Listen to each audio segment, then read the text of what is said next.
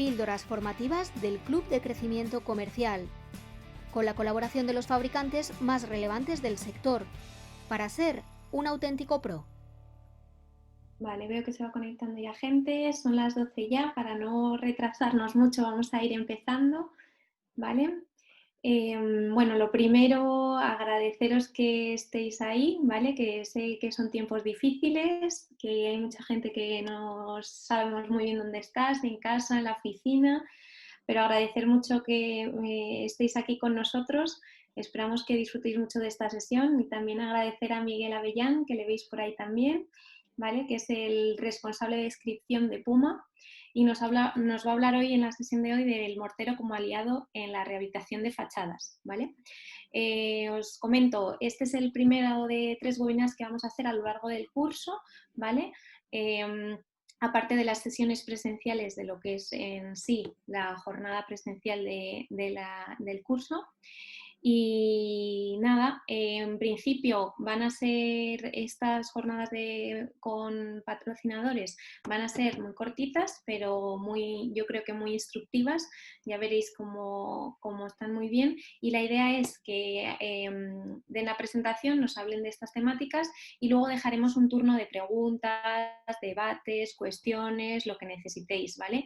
Yo sí que os pido que por favor, pues las dudas que tengáis y demás, los podéis ir escribiendo en el chat y luego las leeremos, o luego abrimos cámaras, abrimos micros y hacéis las preguntas vosotros en vivo o lo que queráis, cada uno, ¿vale? Sin problema. Así que nada, de nuevo agradecerte, Miguel, tu asistencia y que nos des toda esta información y nada, adelante cuando quieras. Muchas gracias.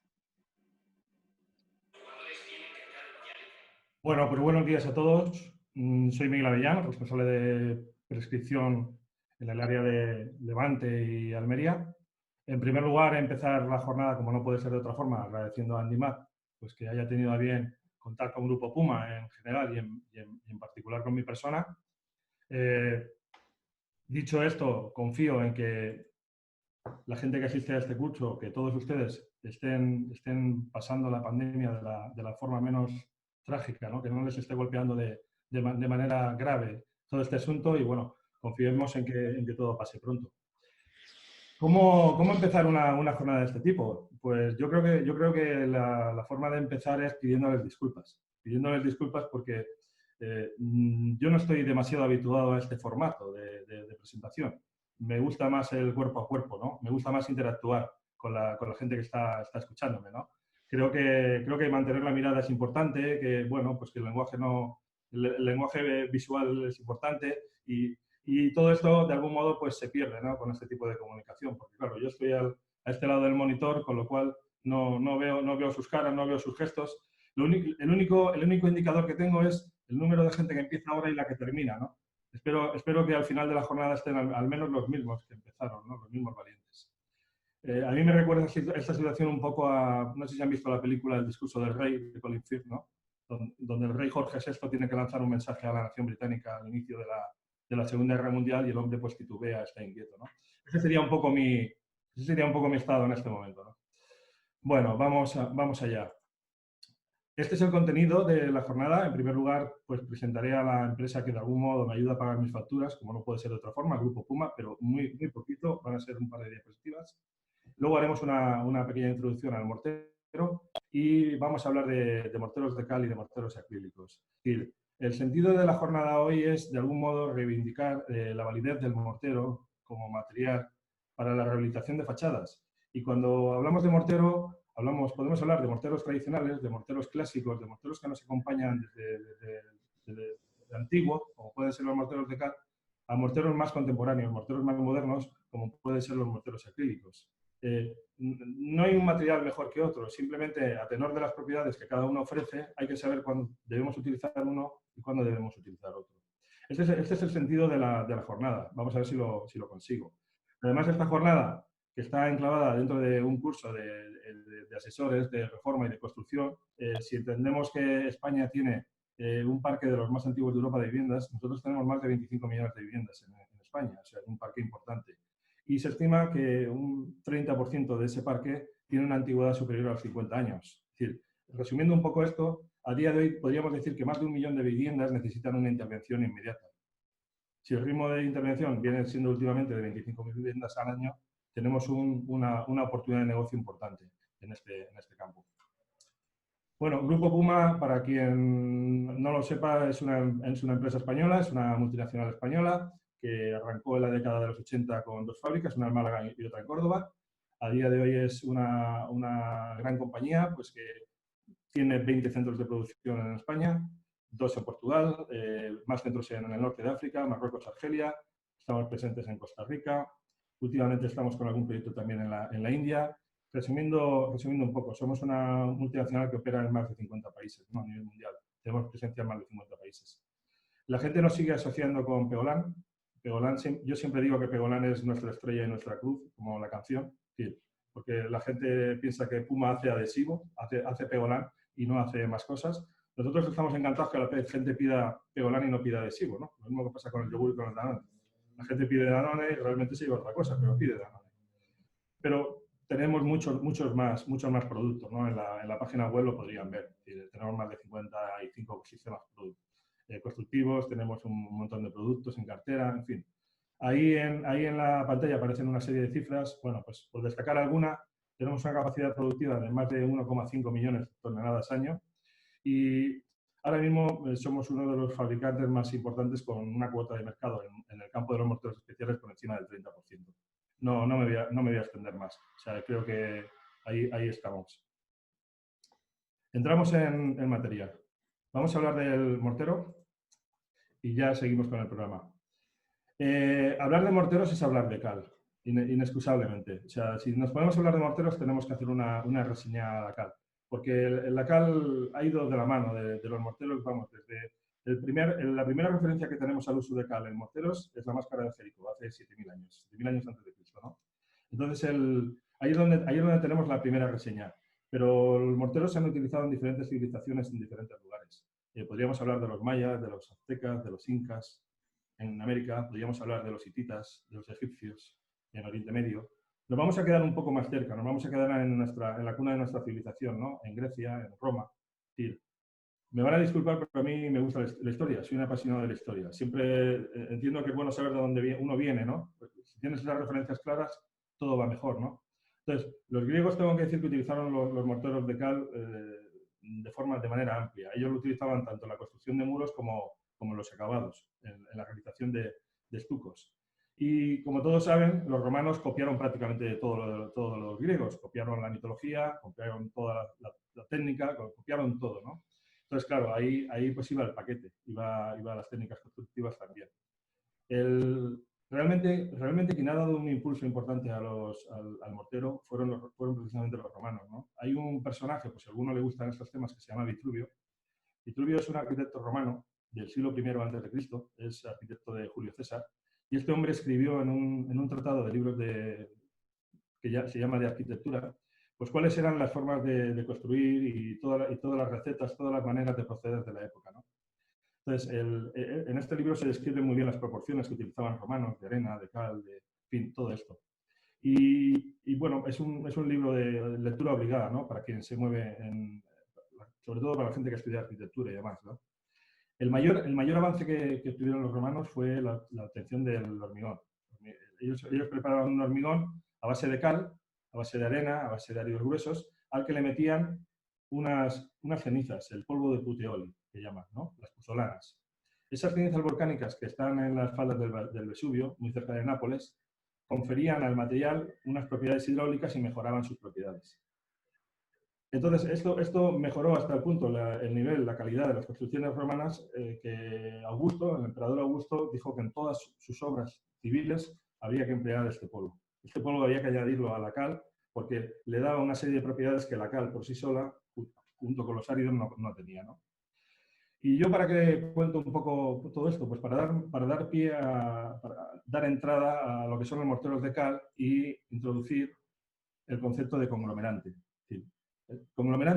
Los conglomerantes son unos productos orgánicos, minerales, generalmente son polvos muy finos, que amasamos con agua y que nos proporcionan una pasta.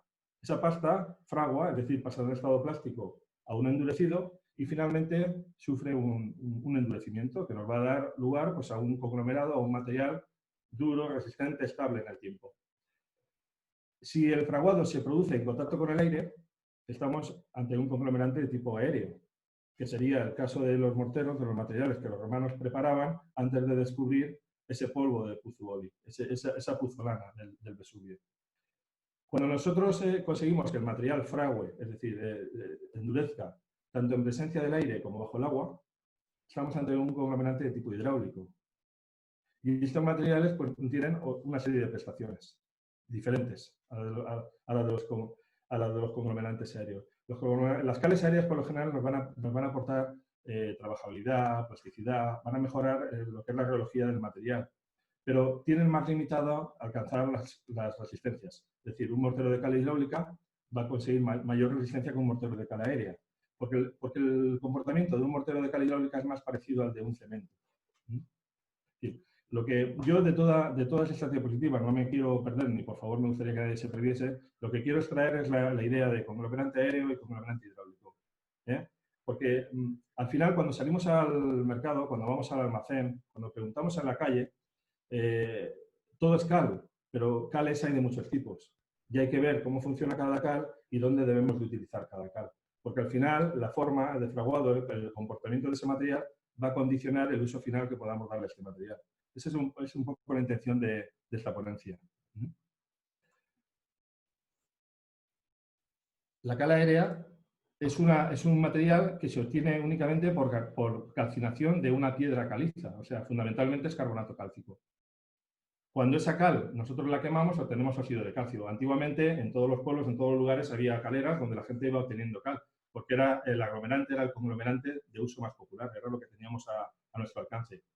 Este material, cuando nosotros le echamos agua, se apaga, es el apagado de la cal, y obtenemos la cal hidratada, que es el hidróxido de calcio, el hidróxido de calcio, el hidrato de calcio, la cal hidratada, en fin, se llama de muchas formas. Esta es la que tiene un uso más normal y más común, es la que encontramos habitualmente en los almacenes. Y es una cal que, como decíamos antes, tiene un fraguado y un endurecimiento únicamente por contacto con el aire. Si nosotros amasamos un recipiente con mortero de cal aérea y lo cubrimos con un plástico, posiblemente este mortero pasará meses y no fraguará, no endurecerá, porque no ha tenido contacto con el CO2. El CO2 es el que se encarga de que ese material frague, endurezca. No hace mucho se han encontrado morteros de la época de Pompeya, lo que comentábamos antes, que habían quedado cubiertos con un manto de ceniza encima en superficie y estaban frescos, igual que el día que se hicieron. ¿Por qué? Porque no habían tenido contacto con el CO2. Entonces, este tipo de materiales, como solamente tiene endurecimiento, si toca el aire, va a estar restringido para usos superficiales, para capas finas, allá donde el aire pueda penetrar. No podemos pretender hacer la construcción de un muro, reparar una fábrica con un mortero de cal aérea, porque allá donde no llegue el aire, difícilmente va a fraguar, va a adquirir resistencia. Si por contra miramos la cal hidráulica, aparte de carbonato cálcico, tiene también silicatos, aluminatos, y esto no lo da la arcilla. Y estos materiales son los que le dan la capacidad hidráulica al material. Es decir, lo que permite que este material pueda fraguar tanto en contacto con el aire como en contacto con el agua. De hecho, un apunte, el desarrollo de las cales hidráulicas a finales del siglo XIX propició la llegada del cemento Portland. El cemento Portland es un material relativamente moderno, reciente, la patente la obtuvo Joseph Astin en 1824, es decir, a principios del siglo XIX, y llegamos a esta situación después de haber estado estudiando la evolución, la mejora de los morteros de cal hidráulica. Hay una norma que establece cuáles son las características de las cales, un poco por lo que yo decía antes. Esta norma es una norma europea, pero que nosotros hemos armonizado, la hemos hecho propia al ser un país miembro de la Unión, y aquí es donde se establece la designación, las clases, todo lo que tienen que cumplir los morteros de cal. ¿Ya? No quiero dar mucho la paliza con este tema, pero lo que trato es de que tengamos la información, la cultura suficiente para cuando estemos delante de un material que se llama cal, sepamos distinguir si estamos ante una cal aérea, estamos ante una cal hidráulica, porque insisto, no todas las cales son iguales, ni sirven para lo mismo. La cal aérea puede estar viva o puede ser hidratada. La cal viva, las letritas que aparecen en el cuadro, las iniciales Q, que hacen referencia a cal viva, o la S, que hace referencia a cal hidratada, lo que vienen a decirnos es la designación, el significado del material, para que cuando nosotros lo vemos estampado en un saco, sepamos automáticamente qué hay en el interior.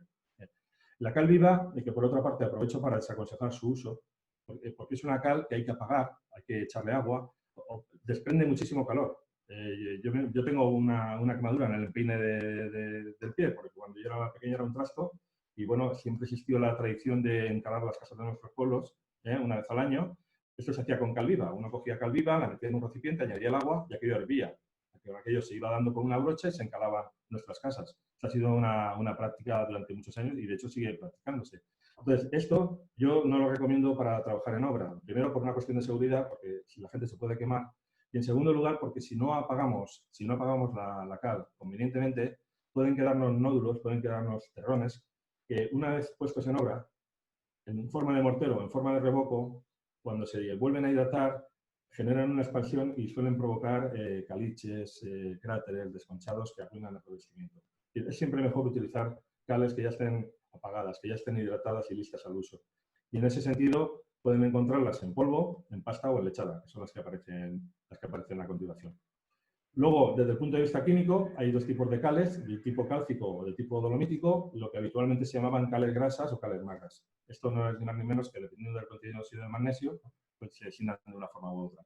Y luego hay una serie de dígitos ahí que lo que nos vienen a dar, el 90, 80, 70, es el contenido útil de ese óxido de calcio, la rentabilidad, la calidad que va a tener esa cal.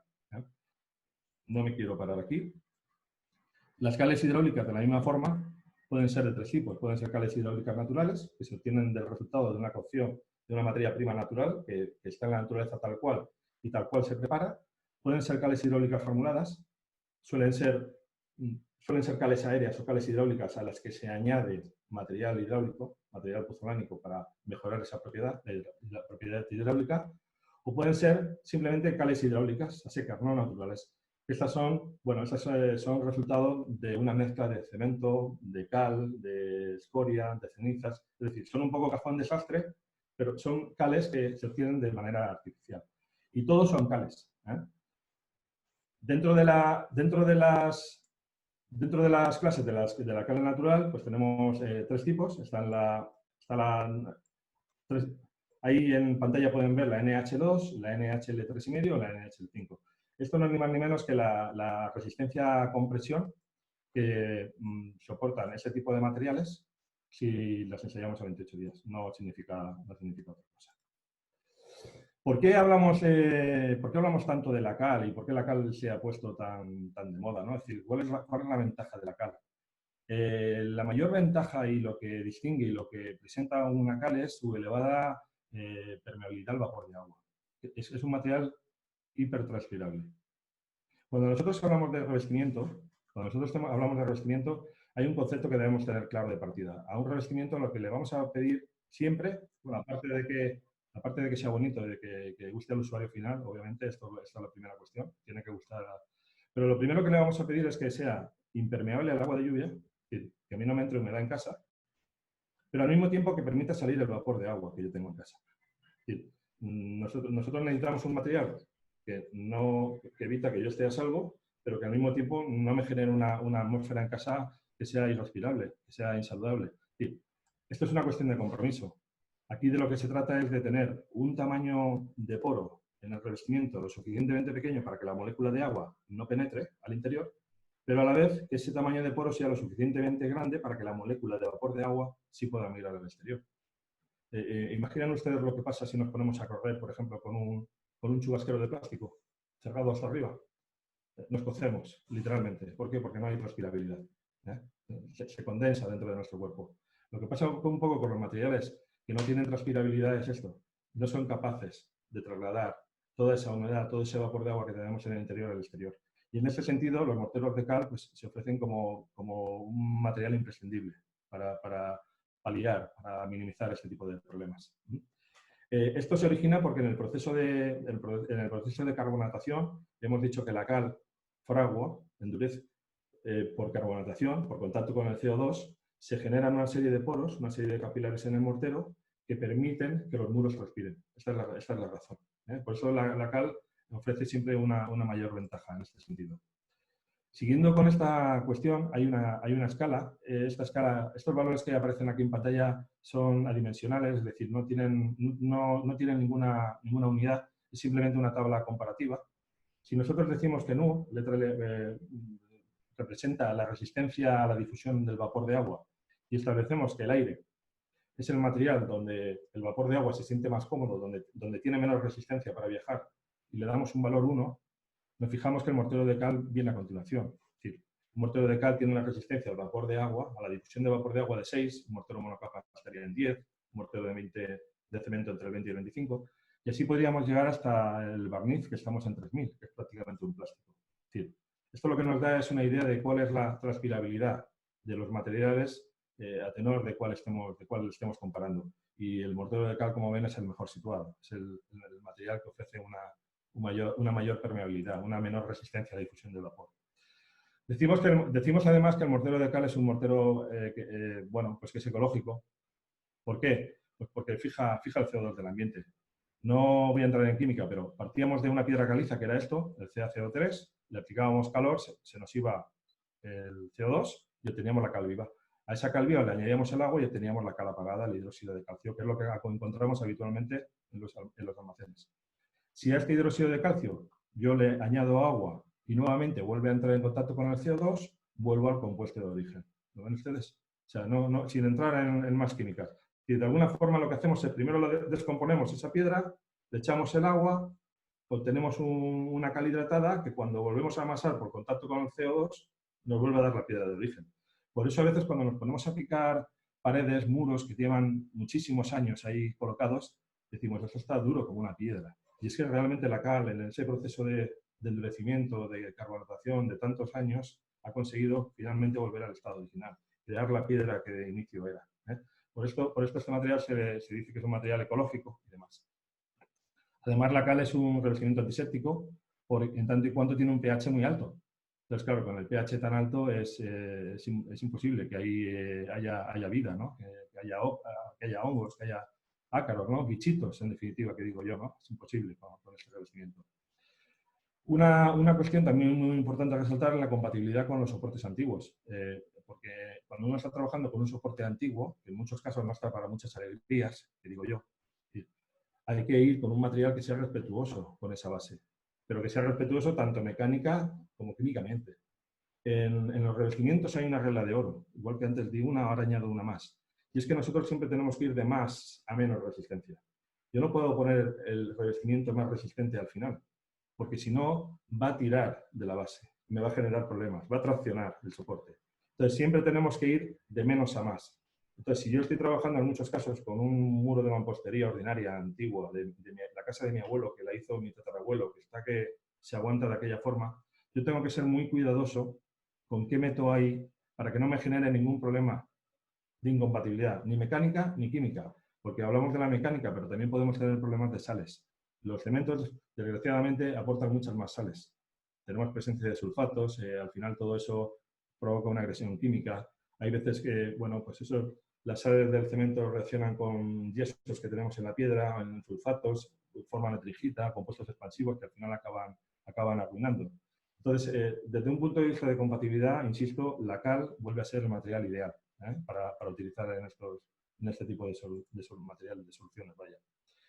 Y luego, bueno, no seré yo quien diga que la cal es un buen material para aislar térmicamente una casa. No, nunca se me ocurriría vender esta idea. Pero sí que puedo decir que la cal mejora el aislamiento térmico. Es decir, a igualdad de espesor de muro con una fábrica de cemento o con una fábrica de cal, un mortero de cal siempre me va a dar mejor aislamiento en tanto y cuanto su conductividad térmica es menor. ¿De acuerdo? Bueno, digo de acuerdo, pero me quedo esperando la respuesta. Qué triste es esto, ¿verdad? Esto de hablar a un monitor. Entramos en morteros. Culturilla general igualmente. Los morteros de cal, al igual que los otros morteros, los morteros en general que se fabrican en la Unión Europea, ya no en España, están sujetos a dos normas. La 998, parte 2, morteros para albañilería, y la 998, parte 1, morteros para revestimiento. ¿Qué dicen estas normas? Muy a grosso modo. La 998, parte 2, es una parte de la norma que habla sobre todo de esos morteros que se van a destinar a levantar fábrica, hacer fábrica de ladrillo, hacer fábrica de bloque, hacer muros. Y entonces los morteros que aquí se emplean son morteros, digamos, más vastos, entre comillas. Es decir, son morteros que tienen una granometría mayor, el tamaño del grano del árido es mayor, y lo que se busca aquí sobre todo es resistencia a compresión. Lo que necesitamos es que estos materiales tengan resistencia a compresión para aguantar el peso de las fábricas. Obviamente se supone que tienen una mínima adherencia para coger las piezas, para trabar, porque si no, no tiene sentido. Pero de hecho los materiales se definen en función de su resistencia a compresión. Aquí aparece M1, M2,5, M5, M10. Esto no es otra cosa más que la resistencia a compresión, newton milímetro cuadrado, ensayado a 28 días. ¿Vale? Si hablamos de los morteros para revestimiento, la otra parte, la parte 981, bueno, pues ahí ya hay una serie de materiales, hay una serie diferentes. Se establece una nomenclatura, GP para morteros de uso corriente, de uso general, CR para morteros coloreados, R morteros para renovación, OC serían morteros monocapa, en fin, hay toda una retahíla ahí de diferentes morteros que, sirviendo todos para revestimiento, pues cada uno ofrece una serie de características. Y lo que tienen en común todos ellos es básicamente estas tres propiedades, es decir, hay un intervalo de resistencia a compresión establecido que va de 1 a 4 categorías. Cada categoría establece unos valores mínimos que tienen que cumplir esos materiales y en función de lo que cada uno necesita en cada caso, pues va a tirar de un material u otro. Pero todo esto está perfectamente tipificado. También se habla de la absorción de agua por capilaridad, porque esto nos da una idea de la impermeabilidad del revestimiento. Cuando pensamos en la impermeabilidad de un revestimiento, que nadie piense que un revestimiento es impermeable como si fuese un plástico. No es el caso. Entre otras cosas por la razón que ya apunté antes. Nosotros no podemos plastificar una fachada e impedir que el vapor de agua salga al exterior. Estaríamos haciendo un flaco favor a ese edificio. Nosotros cuando hablamos de impermeable, siempre hablamos de impermeable al agua de lluvia. Es decir, que con un régimen de pluviometría normal, el agua no nos entra en casa. Pero obviamente ese mortero está chupando agua. Porque lo que se hace en este tipo de materiales es reducir la absorción por capilaridad. Es decir, algo parecido a lo que pasa con el terroncillo de azúcar cuando jugamos con él en la taza de café, ¿no? Que el café asciende, remonta. Pues lo que se hace con este tipo de materiales es rebajar esa absorción. Entonces, hay tres niveles. W0 significa que no tiene ningún tipo de tratamiento, es decir, el mortero chupa lo que toca dependiendo de la absorción de sus áridos. El W1 sería un nivel de hidrofugacidad medio, un nivel de impermeabilidad medio, y el W2 sería el mortero más impermeable. A tenor de que uno utilice un mortero dentro del muro o lo utilice en el exterior, pues puede tener necesidad de trabajar con un W0 o con un W2. Es importante a veces conocer todo esto. Y luego viene también otro apartado referido a la conductividad térmica, ¿no? Que no me voy a detener ahora. ¿Dónde quería yo llegar? Bueno, si al final conocemos las propiedades, las características que tienen unos materiales frente a otros y qué me aporta cada uno de ellos, yo seré capaz de en cada momento que sugerir. En esta tabla se establecen una serie de parámetros que fluctúan, que varían, a tenor de que la composición del mortero sea exclusivamente de cemento, sea exclusivamente de cal hidráulica, sea exclusivamente de cal aérea o sea mixta. Los mixtos o bastardos, para los más mayores del lugar, quizás les suene más lo del mortero bastardo que lo del mixto. Lo que pasa es que como lo del bastardo suena regular, de hecho, dicen que Luis XVI fue un gran productor de bastardos. Luis XVI, último rey de Francia, fue un excelente productor de bastardos. 60 años después de su muerte, todavía había 40 que reclamaban que aquel era su padre, ¿no? Yo ahí lo dejo. Lo de bastardo suena siempre regular. Por eso ahora hablamos de morteros mixtos. Pero un mortero mixto, en definitiva, es un mortero que tiene más de un conglomerante. Nosotros podemos hacer morteros de cemento y cal, eso sería un mortero mixto. Podemos hacer un mortero con cal y yeso, eso sería otro mortero mixto. Es decir, donde no hay un único conglomerante, estamos ante un mortero mixto. Bueno, pues veremos que, por ejemplo, la plasticidad, la trabajabilidad, es media, está bien en el caso del cemento, pero es buena cuando trabajamos con cal.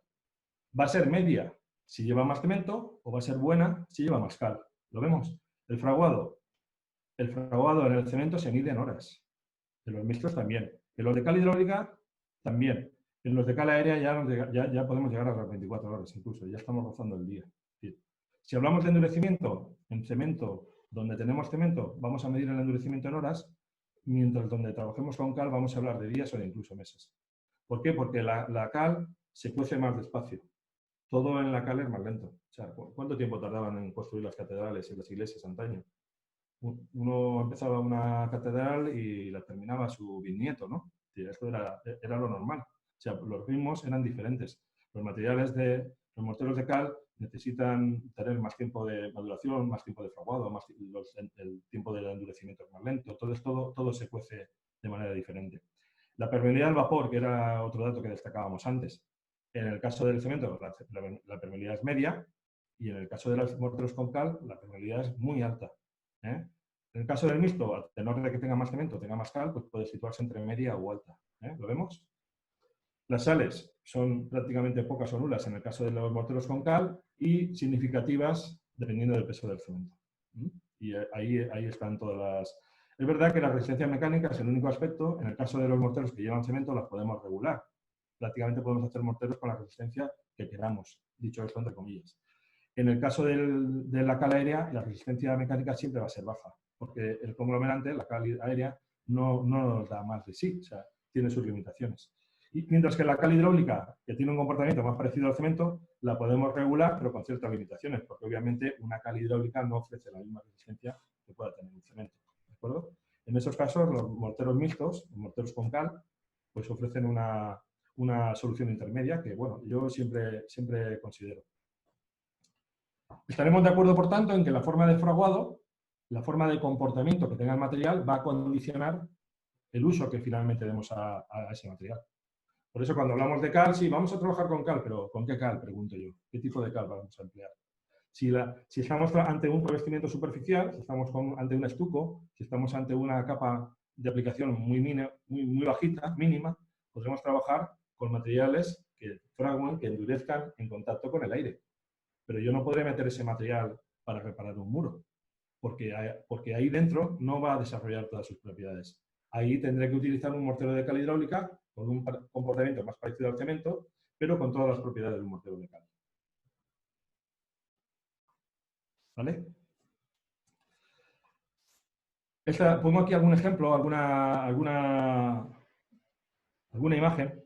Esto es un mortero de cal hidráulica que nosotros, nuestro morcencal base, que nosotros utilizamos para regularizar, para preparar la base. Se hace un salpicado, se deja, al día siguiente ya aplicaríamos la primera capa en la que embutimos una malla de fibra de vidrio y todo esto se extiende con talocha. ¿Por qué con talocha de madera? Porque la talocha de madera abre poro. Si estamos diciendo siempre que la cal es muy transpirable y porque facilita el tamaño de poro, lo que yo siempre recomiendo es trabajar con la estructura de poro cuanto más abierta mejor. Muchas veces funcionalidad y estética no van de la mano. Nos gustan acabados muy finos, pero hemos de ser conscientes de que los acabados finos, de algún modo, están anulando ese efecto. Van cerrando el poro. El material de cal va a seguir siendo más transpirable sin duda que uno de cemento. Pero en tanto y cuanto seamos capaces de mantener una estructura de poro más abierta, el sistema va a respirar mucho mejor. ¿Veis? Aquí esto ya quedaría pues, para recibir la siguiente mano, que sería el morcencal base, el mortero que nosotros preparamos con carácter previo a la aplicación del material de acabado, que es este, que aquí ya se está aplicando para terminarlo. Estos son algún ejemplo. Estos son viviendas en la isla de Tabarca, en Alicante. Aquí tengo que abusar de la zona en la que yo habitualmente me muevo. Este es un conjunto de viviendas que se han reparado pues, todas con morteros de cal. Aquí tenemos morteros de cal pues, para recuperar lo que es la mampostería ordinaria, que en este caso se ha decidido dejar la vista. La verdad que con un resultado, a mi juicio, muy bonito. A mí me gusta, claro, para gustos, colores, cada uno. Y en este caso, pues hemos aplicado el mortero que vieron anteriormente, en las diapositivas anteriores. Morcencal base más un morcencal acabado. Esta es otra actuación. Esto es el Museo Hidráulico de los Molinos del Río, en Murcia. Este es un edificio del siglo XVIII, de lo más representativo, de lo más emblemático que tiene la ciudad de Murcia. Y aquí estuvimos haciendo tareas pues, tanto de consolidación de muros, recuperamos pilares, arcadas, en fin, todo esto está hecho con nuestra línea de morteros de cal hidráulica. Porque estamos hablando de morteros de cal hidráulica. Necesitamos trabajar gruesos, trabajar volúmenes y que el material tenga cierto grado de resistencia. Voy a plantear ahora una cuestión que yo creo que es un caballo de batalla y que puede ser interesante desde un punto de vista técnico y comercial. Las humedades por remonte capilar. Esto es un clásico. Es decir, tenemos humedades y ¿cómo se resuelve esto? Hombre, hay quien alicata esto desde aquí hasta el balcón, mete un alicatado y al año siguiente el vecino de arriba tiene el problema. O sea, las humedades subieron y en lugar de estar aquí, pues ahora están en la planta 1. Porque claro, las humedades siguen estando ahí. Por el hecho de que nosotros impidamos que afloren al exterior, no las estamos anulando. Lo que estamos haciendo es trasladar el problema.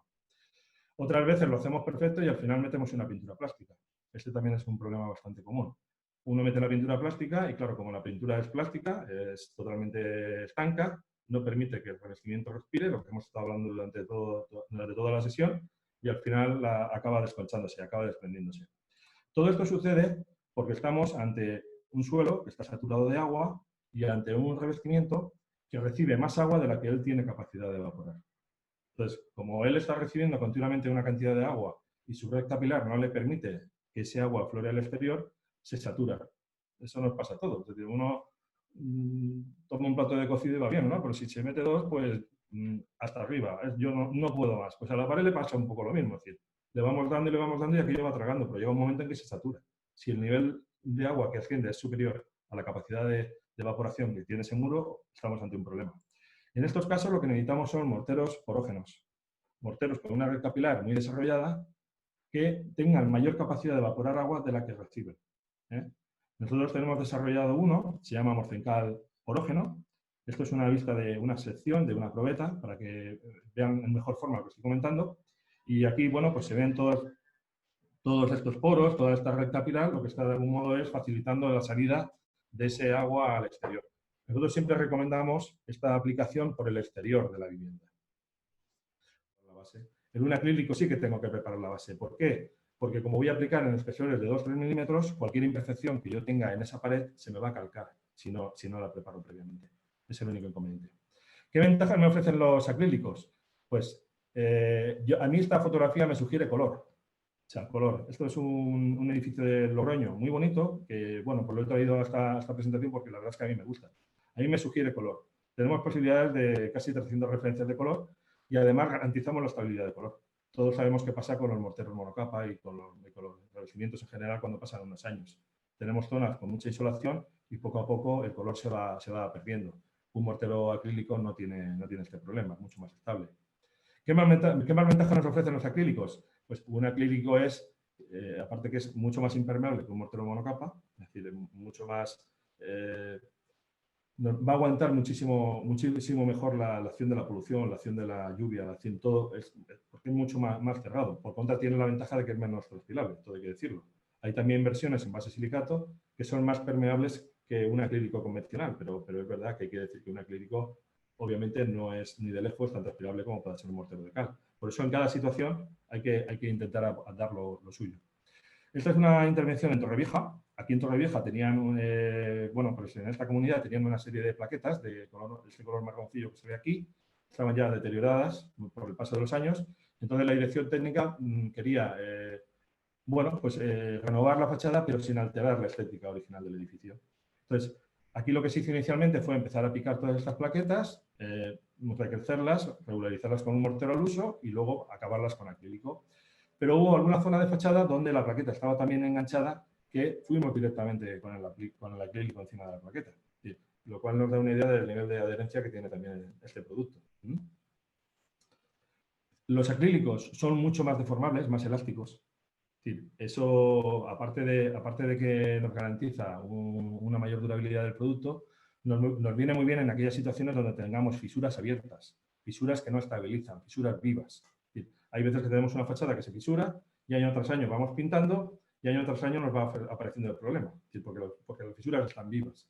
Con un mortero acrílico flexible, elástico, podemos plantear fisuras de hasta 2 milímetros. La durabilidad. Esta es una organización en una zona de playa, muy cerca de Roquetas, en Almería. Nos llamaron para que diésemos aquí nuestra opinión.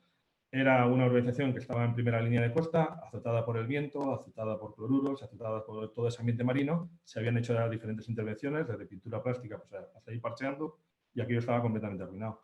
A mí hubo un detalle que me llamó la atención en esta visita.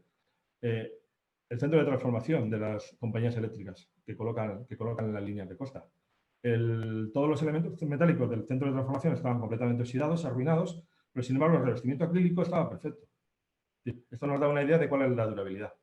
Y a partir de ahí, pues se pueden establecer soluciones con este tipo de materiales que podemos mejorar la estética de muchas fachadas. Esto es unas imágenes para que vean las posibilidades sobre un monocapa acabado de piedra. Todo esto, este sería un monocapa que está deteriorado, se limpia con una hidrolimpiadora, con una Karcher. A partir de ahí, una vez que quitamos el material que está suelto, se regulariza esa superficie con un mortero que tenga capacidad al uso, embutimos una malla de fibra de vidrio y ya tenemos una superficie sobre la cual aplicar nuestro acrílico. Con muy poquito hemos renovado la fachada. Este es otro caso similar en Almería, un edificio de la década de los 70, con algún que otro problema estructural que también habrá que acometer, pero donde se quiere renovar la fachada de la misma forma. Un mortero para regularizar todo lo que es la parte de junta y de cara vista, en el cual se embute una malla, se recrece y finalmente tenemos una base para colocar un acrílico. Decir también que el acrílico es el material con el que se cierra el sistema de aislamiento térmico por exterior, que por otra parte es otra posibilidad a la hora de renovar fachadas. En este caso, además, vamos a darle también eficiencia energética, vamos a darle aislamiento térmico. Al final, todo esto, hay una serie de capas que finalmente terminan en un mortero acrílico. Estos son algunos ejemplos. Fachada de ladrillo cara vista, lana mineral, mortero que lo reviste y finalmente el acrílico. Esta está en Murcia. Aquí tenemos otra en Valencia. Puede ser tanto de rehabilitación como de obra nueva. Esta sería una obra en Valencia. Y esto es una medianera en Almería que, bueno, pues ganó un concurso de diseño porque, bueno, además había que dejarla bonita, no solamente funcional. Entonces se metieron una serie de vigas, de madera y de color, en fin. Ahí quedó. Los acrílicos ofrecen muchísimas posibilidades. Donde ya concluyo, Sandra, donde yo quería llegar. No sé si lo he conseguido, pero esta era la intención. Hoy en día tenemos soluciones para patologías, para acabados, para tratamiento de fachadas que siguen teniendo como elemento válido el uso de morteros. Lo que pasa es que hay que tener claro que tenemos morteros de cal, antiquísimos, y tenemos otros morteros más modernos. Todo está en conocer las propiedades que cada material nos ofrece y saber orientarlas en cada caso. A partir de este momento les doy las gracias por la atención prestada. No sé si habrán aguantado estoicamente todos los que empezaron ahí, no veo el número. Y dejo en pantalla la red de contactos de mis compañeros de prescripción para que cada uno, en función de la zona en que se ubique geográficamente, pues pueda apoyarse en cualquiera de ellos. Yo, por supuesto, que estoy a su entera disposición en cualquier caso. Muchas gracias. Píldoras formativas del Club de Crecimiento Comercial, con la colaboración de los fabricantes más relevantes del sector, para ser un auténtico pro.